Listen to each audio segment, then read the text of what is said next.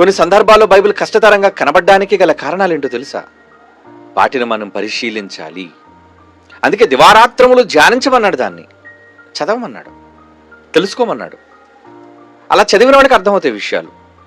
ఏమంటే స్టడీ లేకుండా ఏం తెలుసుకోగలరు చెప్పండి? ఈరోజు ప్రకృతిని మనిషి స్టడీ చేసి నేర్చుకున్నదే సైన్స్ అంటున్నారు ఈరోజు, అవునా? ఆయా రంగాలను మనిషి అధ్యయనం చేసి, ఒక విశ్వాన్ని అధ్యయనం చేస్తే అది విశ్వశాస్త్రమైంది. ఒక వృక్షాలను వారు అధ్యయనం చేస్తే అది వృక్షశాస్త్రమైంది. జంతువుల మీద చేస్తే అధ్యయనం జంతుశాస్త్రమైంది. స్టడీ అంటారు దాన్ని.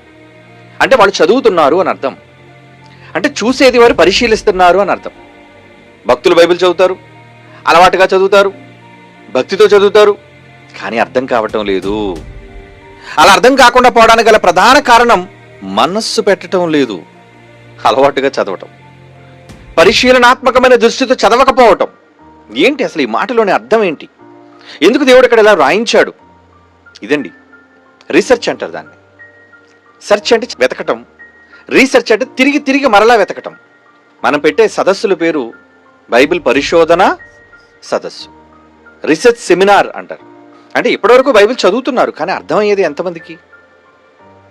అర్థమయ్యేటట్లుగా చదవాలి, అర్థమైనంత వరకు చదవాలి.